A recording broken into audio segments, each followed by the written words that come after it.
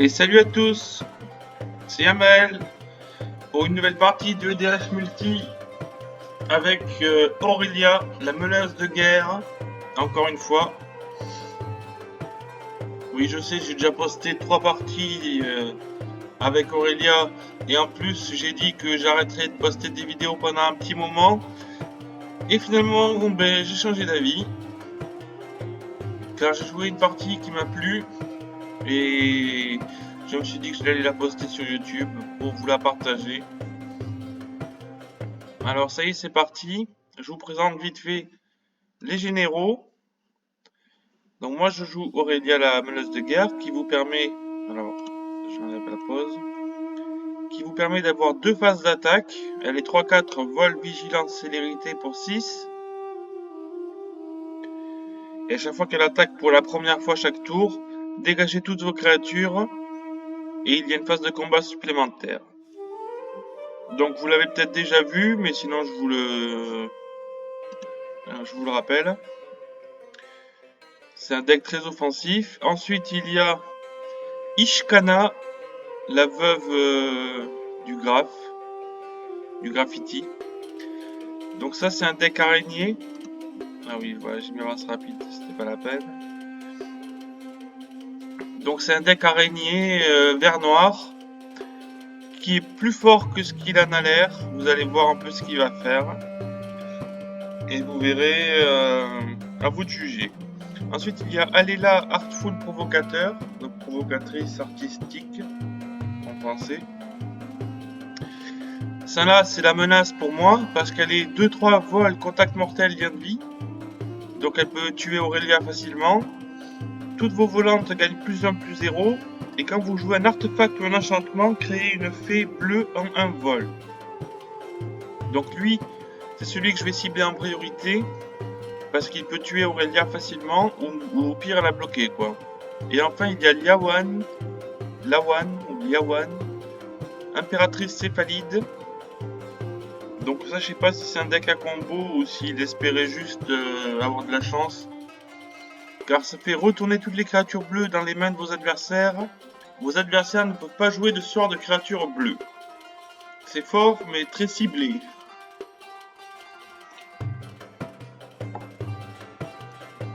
Moi j'aime bien le dessin en tout cas. Et je jouais à cette époque-là. Donc ça me rappelle des souvenirs nostalgiques, camarades. Donc en gros, un deck Lawan mono bleu qui ne me fait pas peur puisque je ne joue pas bleu. Un deck Alela qui va être ma cible prioritaire puisqu'il va poser des volantes qui vont gêner ma Aurélia. Et un deck araignée. Donc au début je ne savais pas que c'était un deck araignée. Mais je comprenais pas trop pourquoi il avait choisi d'ailleurs ce général plutôt moyen. Et je vais pas m'en méfier. Et pourtant je devrais, car il va poser beaucoup de créatures avec la portée. Et voyez, toujours le même problème avec Aurélia, c'est que il faut qu'elle passe. Et pour qu'elle passe, en général, on détruit, on exile ou on détruit les volantes adverses. Puisque c'est Aurélia qui fait toujours le gros du travail dans ce deck. Donc je vais vous passer la partie en accéléré pour pas que ça dure trop longtemps. En plus je laguais. Donc mes tours durent X années. Donc là vous allez vous demander pourquoi il a posé son Dockside extorsionniste à 1. Et en fait c'est tout simplement pour avoir une cible pour mon épée. Car je me dis qu'il faut prendre l'avantage. Mais en fait c'est un peu une erreur tactique parce que c'est le problème avec ce deck Aurélia et tous les decks aggro, c'est que si vous commencez à agresser vos adversaires dès le début, eh bien, vous allez devenir la cible. Donc je pose l'épée pour poser sur le Dockside extorsionniste, en me disant, je vais pouvoir mettre des grosses patates à 7 ou à 8, puisque l'épée de guerre et de paix inflige autant de blessures que l'adversaire a de cartes en main, et vous gagnez autant de points de vie que vous avez de cartes en main. Moi je l'aime bien, je la trouve forte, surtout avec la double init. Lui il a posé un cerf bruni. Lui, il a posé ça qui fait chaque joueur se défausse d'une carte et pioche une carte. Ou d'ailleurs, dans l'autre sens, pioche une carte puis se défausse d'une carte. Qui. Pardon. J'avoue. Va plutôt m'aider. Il va le faire 2 fois, je crois, mais. 2 fois seulement, mais. Ça va bien m'aider. Et là, il pose. Alors voilà, ça va faire chier par contre. Pardon pour les gros mots. Il pose Karn the Great, le grand créateur. Qui fait les capacités activées des artefacts que vos adversaires contrôlent ne peuvent pas être activées. Il y a également d'autres activités. D'autres capacités, puisqu'il peut transformer l'artefact non créature en créature artefact. XX étant son coup de mana. Ou aller chercher des artefacts en dehors de la partie. Mais en commandeur, cette règle est annulée. Donc je ne peux plus utiliser mon épée. J'ai sacrifié mon Dockside extorsionniste juste pour pouvoir mettre l'épée dessus et je peux plus l'activer, la capacité activée de mon artefact, c'est-à-dire la capacité d'équipement. Donc je peux plus l'équiper. Je suis bien dégoûté. Du coup j'attaque Karn avec ma 1-2. Et je pose un paladin de lame d'argent. Je sais pas comment il s'appelle en français. Qui permet de donner la double initiative à une créature. Évidemment ce sera Aurélia.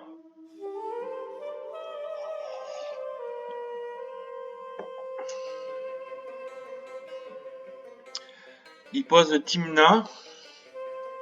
Alors Tymna, le problème c'est pas vraiment sa capacité, c'est simplement qu'il a un bloqueur. Et moi je veux absolument me débarrasser de Karn pour que mon épée ne serve pas à rien. Donc je vais tout faire pour me débarrasser d'elle, juste pour pouvoir tuer Karn.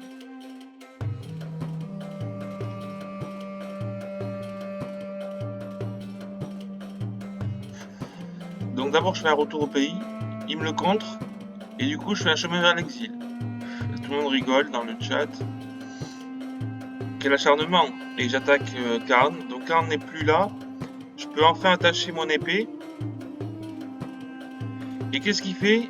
Le joueur araignée, il me détruit mon épée. Donc j'ai fait tout ça.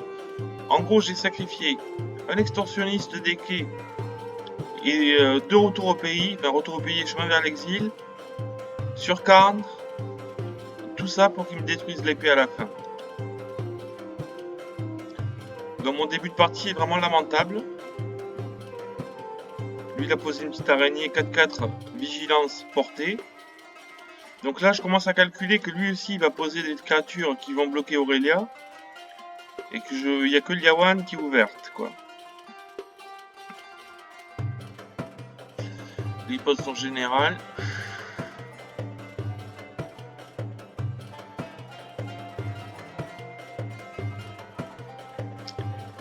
Je vous passe la partie en accéléré parce que sinon c'est pas intéressant. Je vous montre un peu les mains si vous voulez. Lui il a Elef Norn. Lui il a le Stick Study. Et moi j'ai juste un Boros Charm. Donc là ce qu'il fait, c'est qu'il fait attirance pour l'héritage sur le général du français, du joueur français, Makaya. Et suite à quoi il joue 2 enchantements, dont l'étude heuristique et le saphir médaillon. Donc il se retrouve avec le général de l'autre. Il m'attaque, mais ça c'est peu important, pour 2 blessures, je m'en fous. Et là pour moi c'est une opportunité à saisir. Parce que du coup, si je pose Aurélia et que j'attaque Makaya et qu'il meurt, Alela disparaîtra du champ de bataille sans que j'ai eu à l'affronter. Je sais pas si vous suivez le raisonnement. C'est une partie un peu prise de tête. Il a fallu réfléchir par moment. Ce qui est pas mon fort. Je rigole. mais intéressant. Donc là, en gros, mon plan, c'est ça. Poser Aurélia, lui donner la double initiative avec le paladin de l'âme d'argent. Comme ça, elle tape à 12. Lui, il a aucun bloqueur. Je le tape 2 fois. Il meurt. Et Aléla est exilée, enfin disparaît du champ de bataille. Donc après, dans la foulée, je peux tuer l'autre aussi.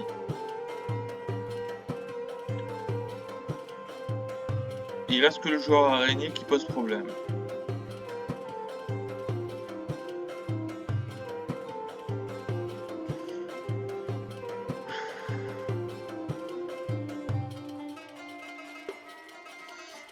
Seulement, vous allez voir en fait un peu ce qui va se passer, c'est que je vais tellement concentrer mes efforts sur ce plan que je n'aurai plus rien pour gérer ensuite les araignées et Aurélien ne pourra plus passer. Et je serai un peu bloqué, impossible d'attaquer sur le joueur araignée à cause de ces bloqueurs portés. Et voilà. Vu que toutes mes cartes ont été utilisées déjà sur les cartes, donc ça vous allez le voir. Donc lui il pose du mana, beaucoup de mana. Ça en général ne sert à rien. Je sais pas, il doit avoir une combo avec, je suppose.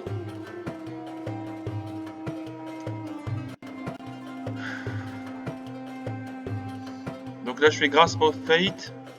J'exile l'araignée qu'il a. L'étude ristique. Et j'attaque, donc comme j'ai dit, Makaya qui est sans défense, enfin Alila si vous préférez. Et il concède, il se prend 12 blessures de Aurélia.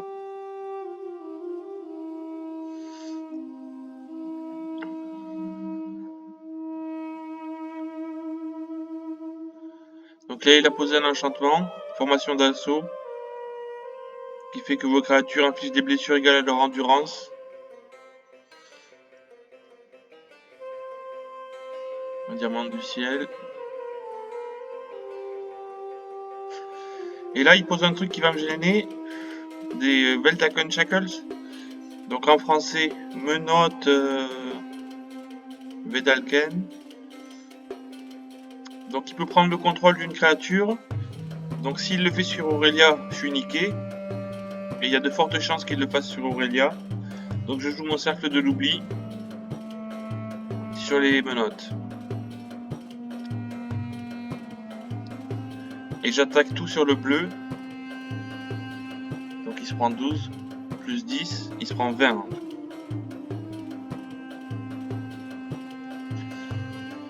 Et enfin je joue Hero of Bladehold. Importante carte. Parce que c'est déjà fort par elle-même. Mais avec Aurélia, c'est une très bonne carte pour Aurélia. Puisque vous allez poser 4 créatures par tour. Qui gagneront plus 2, plus 0. Puisque chacune de ses capacités se déclenchera 2 fois. Si vous ne connaissez pas, elle pose 2-1-1 attaquant quand elle attaque. Et en plus, elle a cri de guerre.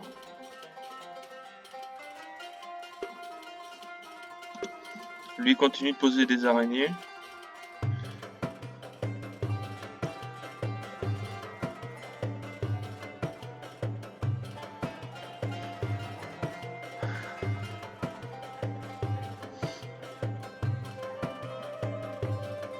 Donc là, j'ai déjà éliminé un adversaire. Donc j'ai un point de victoire. Je possède Spet. Je donne le vol et plus 3 à lui, qui a déjà la double initiative. Et je divise les assauts. Aurélia sur le joueur mono bleu. Et les chevaliers sur les araignées dans l'espoir qui bloque.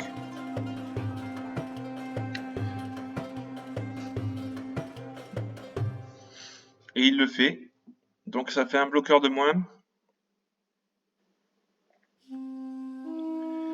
Et vous allez voir que ça va se jouer au point de vie près, cette partie. Donc là j'ai dû sacrifier ma double initiative. Mais j'ai encore Charme de Boros qui donne aussi la double initiative. Donc là il pose son général qui lui permet d'invoquer 3 araignées.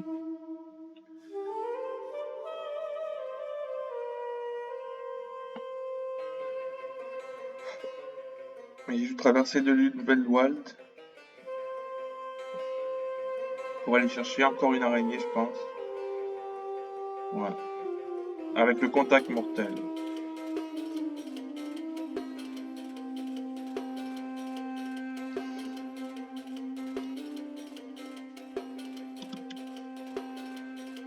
Donc lui il joue.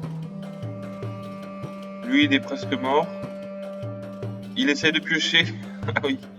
Il gaspille tout son mana sur un sort de pioche. Dans l'espoir d'avoir une réponse. Il n'obtient rien.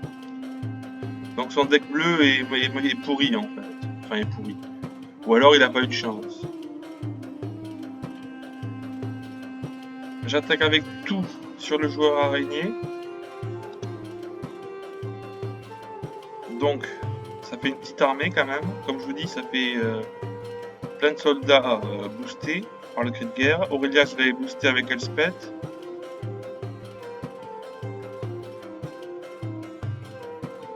Il bloque avec la contact mortelle. Mais la capacité d'Aurélia se déclenche quand même. Donc j'aurai 2 phases d'attaque. Et là ce que je fais, charme de Boros. Toutes mes créatures sont indestructibles jusqu'à la fin du tour. Donc il va se prendre. Déjà ces 2 créatures vont clamser. Non, elle meurt pas, mais la contact mortelle si.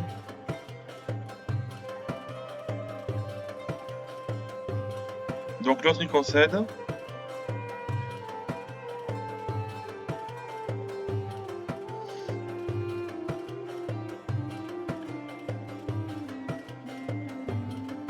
Et vous voyez ce qui se passe, c'est que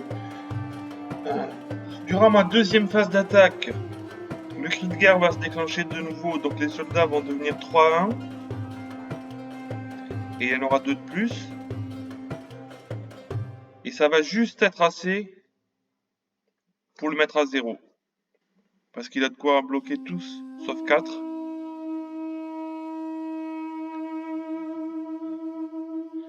Et 3 x 4, 12. Encore une fois, je prouve mon génie des mathématiques. Mais c'est vrai qu'à Magic, il faut souvent faire du calcul mental. Donc il bloque tout ce qu'il peut. Et il y en a juste 4 qui passent. Et donc il meurt.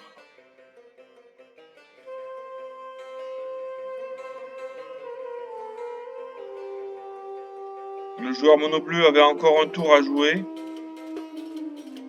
Après quoi je l'attaquais et il serait mort. Donc on peut dire que j'ai balayé tous les adversaires grâce à Aurélia. Voilà, je suis plutôt fier de moi, enfin fier de mon deck surtout.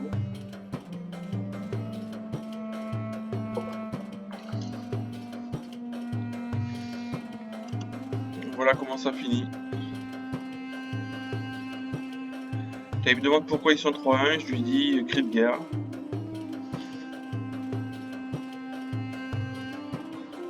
Et voilà, c'était une petite partie pas trop longue. Juste pour vous présenter une victoire avec Aurélia.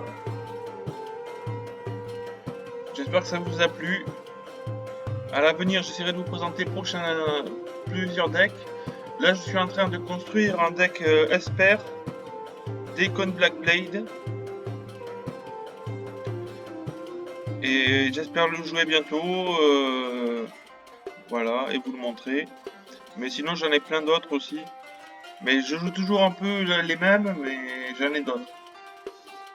Voilà, merci d'avoir suivi et à bientôt pour de nouvelles vidéos sur ma chaîne YouTube dédiée à Magic, le meilleur jeu de tous les temps.